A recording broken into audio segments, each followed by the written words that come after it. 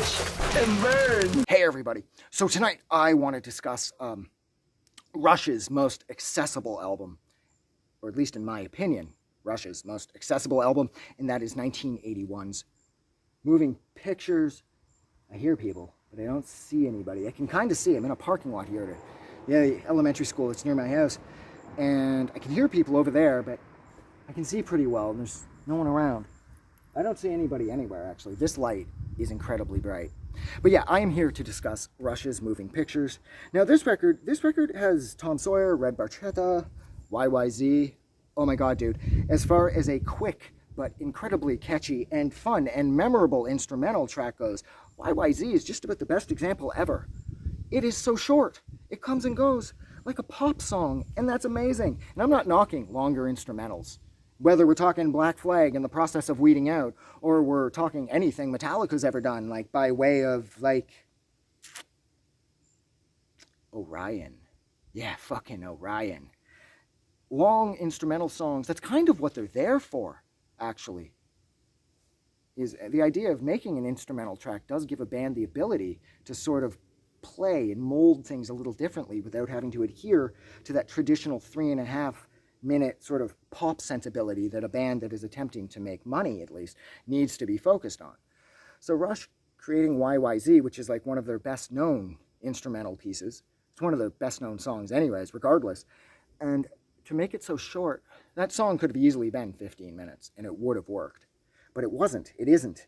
What else is on here? Ooh, Vital Signs is on here. Now that's the other thing I do definitely have to talk about. This record is certainly coming from a period when Rush was clearly being influenced by the Police.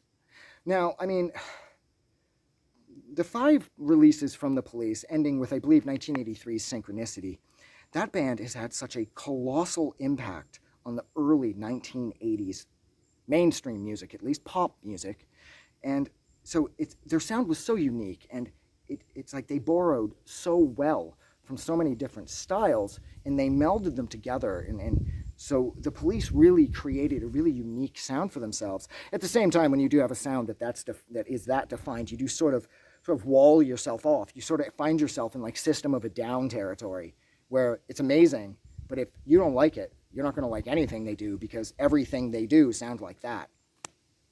So Rush was definitely going through the Police phase, but I've said this already, I believe, on my review for Rush's album Signals. I don't know if that's out yet or not, because these are all over the place. But I felt that Rush did the Police's sound better than Sting and Copeland. And I know there's a lot of Police fans out there that would disagree, but I found the Police's production to be solid and everything, but there was a lot of area left open. And I felt that Rush, embracing the Police's sound the way they had, that Rush was able to sort of fill up the space better between Peart's like bass drums marrying themselves off to Lee's bass, and Lifeson's guitars and the synthesizers, of course, the introduction of the synthesizers. It's like liquid silver, or it's like, I don't know, it's like playing with mercury or something. And I just found that Rush's sound was thicker and bigger, and it just filled my headphones up better than anything the Police had ever done.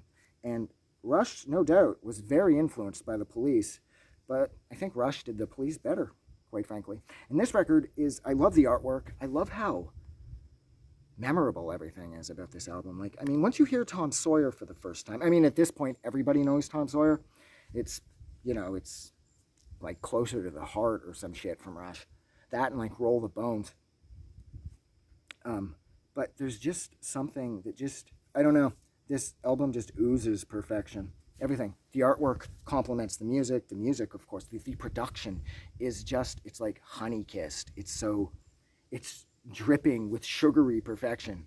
And it's so big, and the bass is so meaty. And I mean, I love how Peart, at the end of Vital Signs, he actually kind of gives a double kick. He never does that. And the one thing Rush never did that I always wanted Rush to do was I just wanted Rush to let loose. You know what I mean? I wanted Peart and company to sort of double kick it all the time. Like, I just wanted to see what they could do if they would just let themselves out and out rock. If Rush could just fucking go metal for 2 minutes. You know what I mean? Like Goldfinger does. Goldfinger has a billion times. Because when Peart's, the double kicks at the end of Vital Signs, it's just, oh my God, it's so rewarding, and I just wish they did it more. And look, I've been rambling for a little over 5 minutes, so I am going to stop. So thank you so much for hanging out with me for a little over 5 minutes while I discussed Rush's absolutely perfect 1981 album, and that is Moving Pictures. Like always, if you like this review, don't forget to do something nice for somebody. But please, most importantly, don't forget that the world is actually a better place because you are in it. I'm going to go. Have a good night.